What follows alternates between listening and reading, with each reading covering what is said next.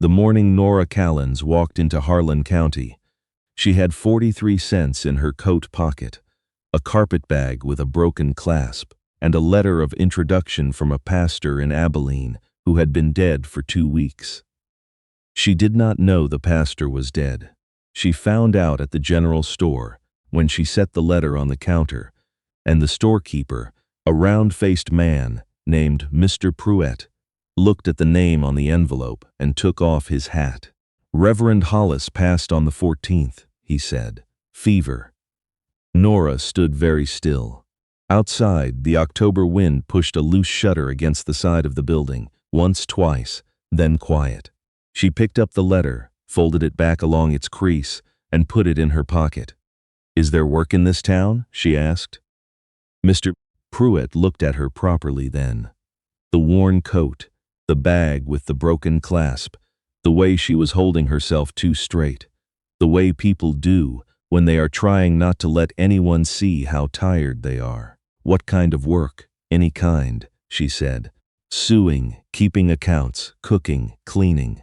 I can break a ledger down to the penny, and I can put up preserves, and I can mend a shirt so the seam doesn't show."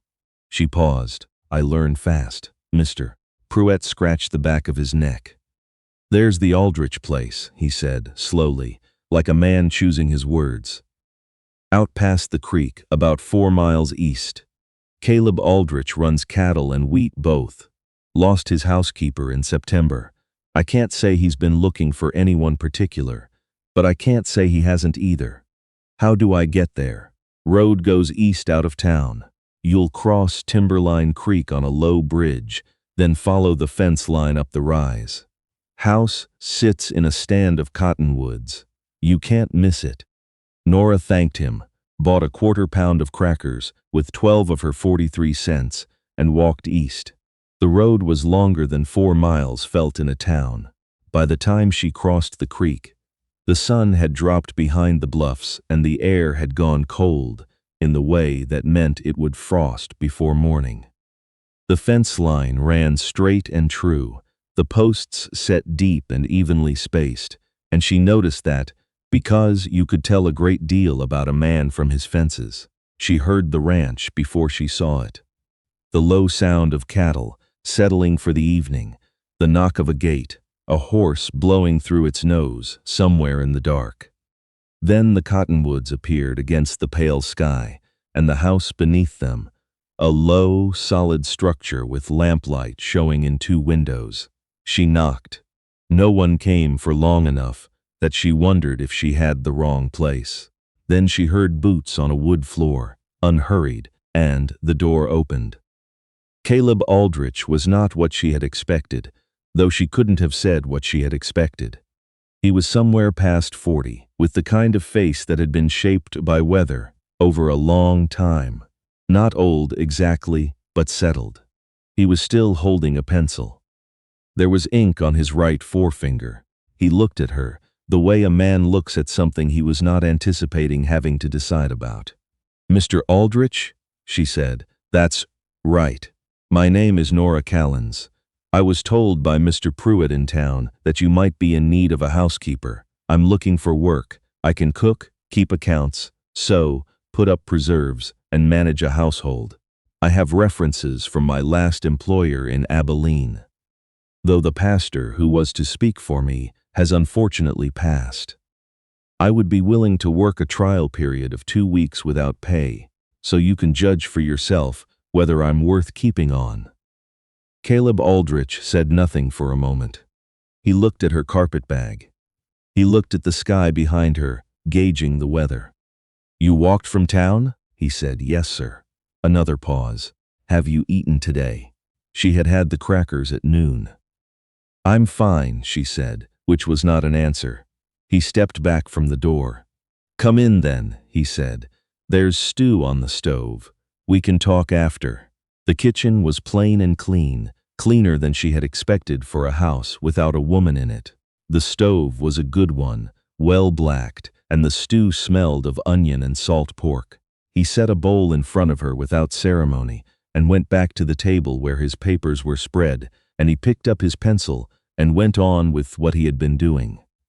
She ate. It was the first hot meal she'd had in 4 days, and she was careful not to eat too fast.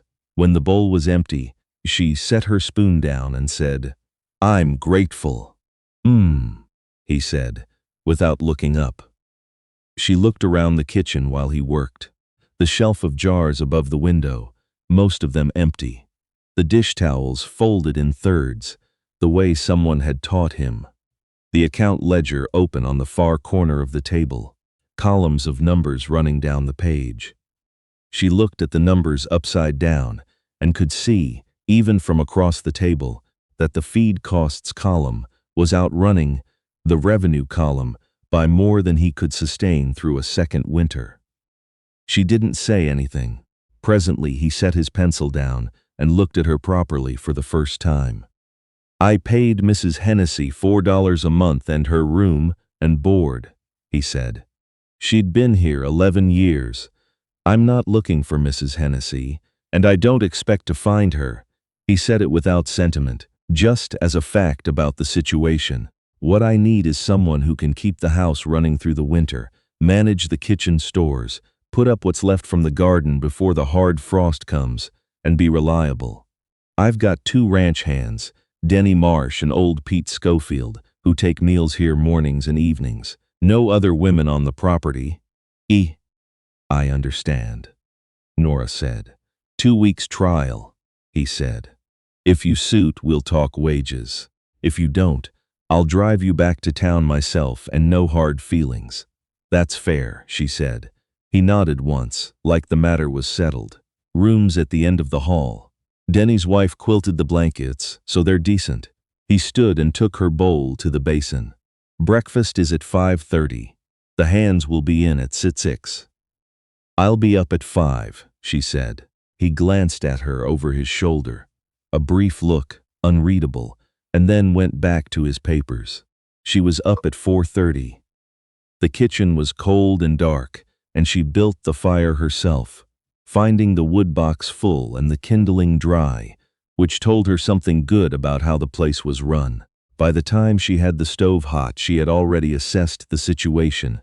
Half a sack of cornmeal, salt pork, dried beans, a few potatoes that needed to be used before they went soft, 3 eggs, a crock of lard, a small wheel of hard cheese, and a jug of sorghum. She made cornbread and fried the salt pork and scrambled the eggs with the cheese and set it all on the table at 6 o'clock exactly. She had also found a basket of dried apples in the pantry and stewed them with the last of the sorghum and a stick of cinnamon, because she had learned that men who worked outside in cold weather needed something sweet in the morning.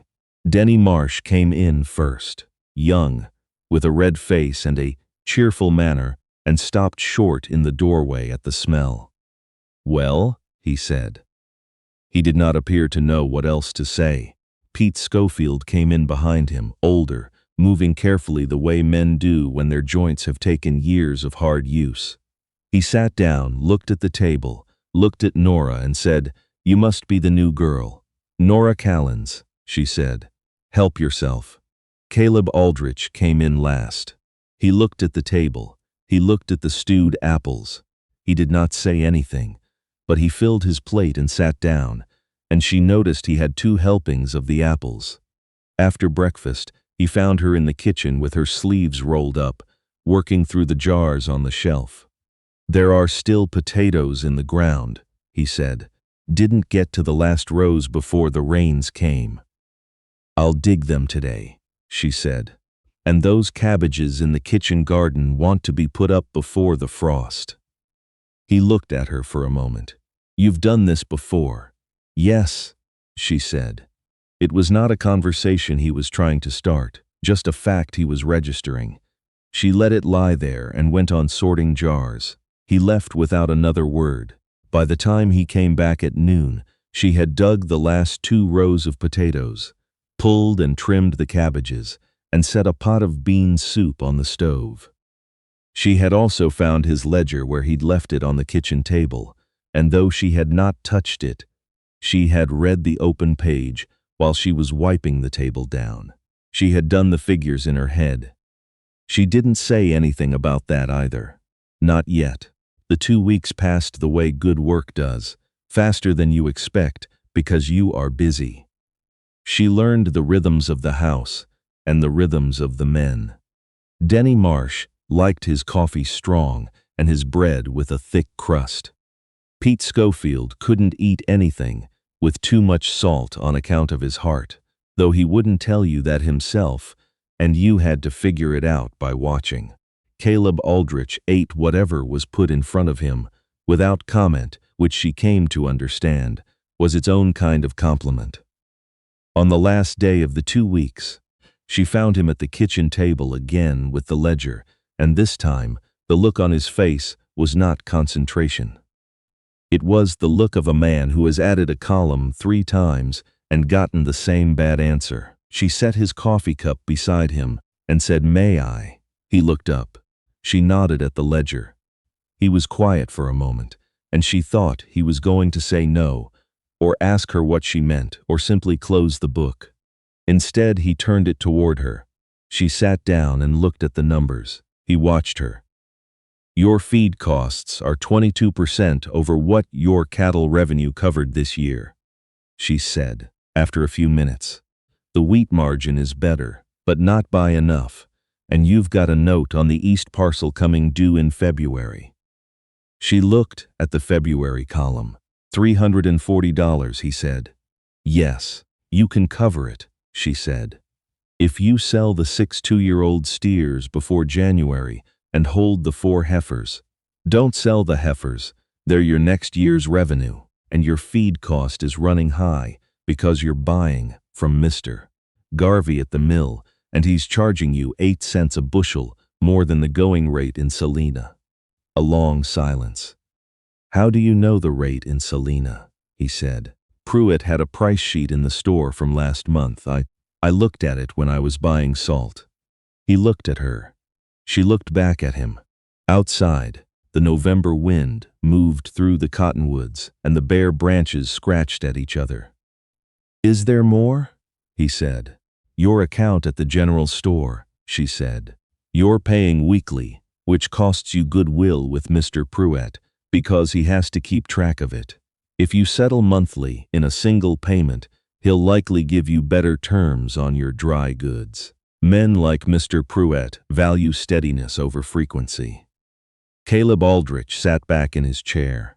He looked at the ledger, then at her, and his expression was one she had not seen on him before. Not warm, exactly, but open.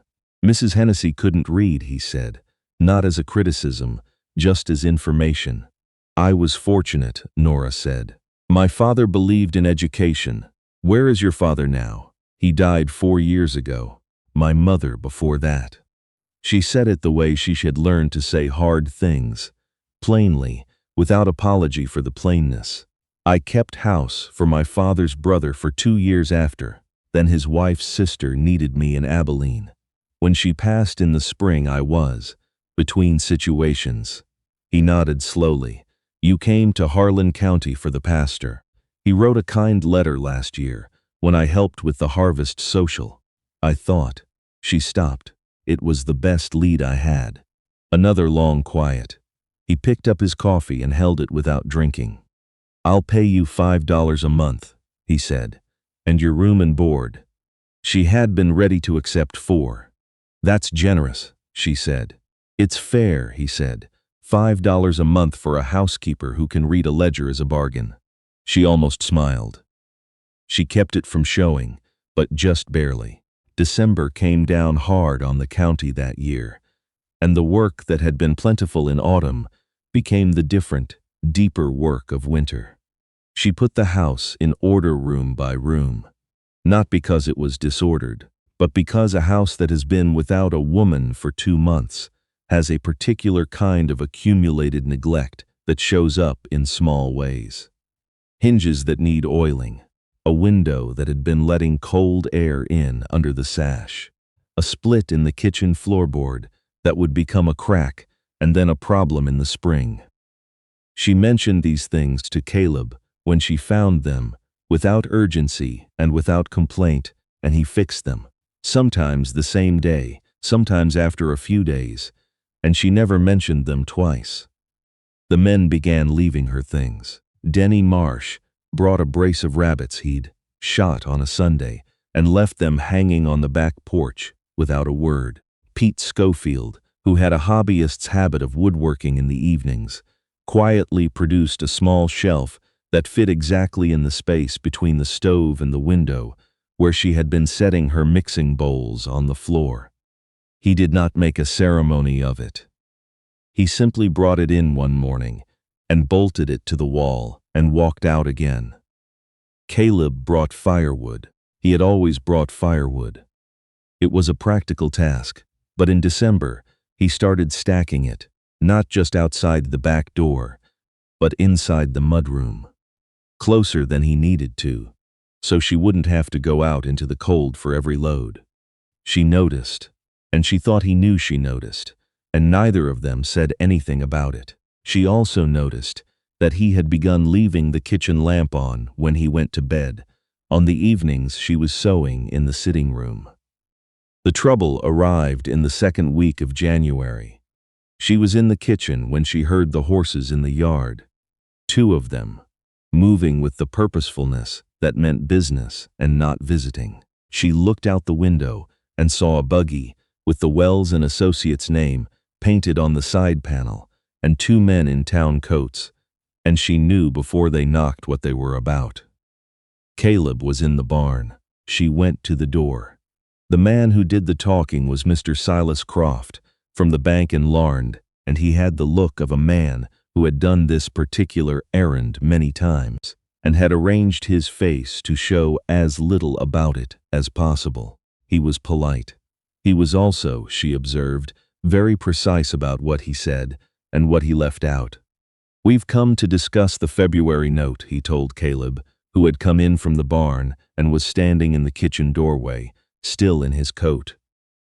"Given the current situation in the cattle market, the cattle market has corrected," Caleb said.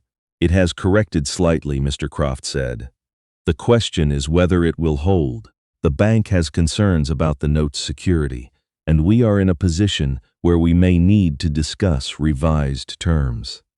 What he meant, and what he was carefully not saying, was that the bank wanted to renegotiate to higher interest, on the theory that the original note was undervalued, and that Caleb, needing the money in February, dare not be in a position to refuse.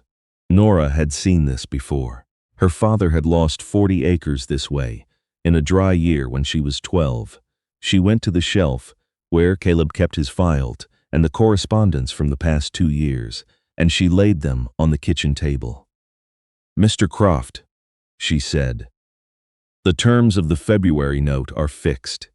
There is no provision in the original agreement for renegotiation at the lender's discretion, absent a default." "Mr. Aldrich is not in default." Both men looked at her. Mr. Croft said pleasantly, "And you are Nora Callens. I manage the household accounts."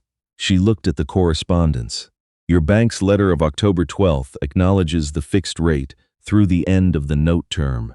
I have it here." She found the letter and set it on top. A quiet. Mr. Croft looked at his associate. "There are other considerations," Mr. Croft said, less pleasantly now.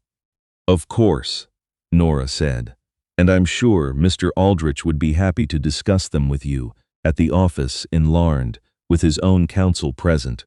She looked at Caleb briefly, and he was watching her with an expression she could not quite read, still and focused like a man watching something happen that he hasn't decided yet whether to stop.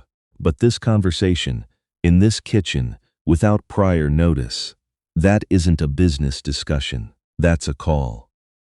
The men from the bank left 15 minutes later, which was not what they had planned when they arrived.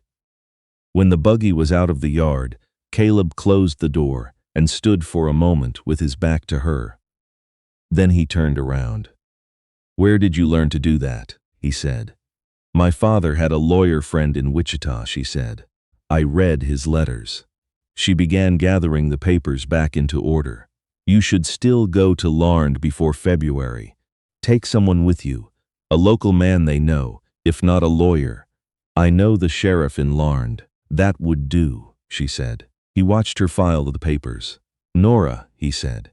It was the first time he had used her given name.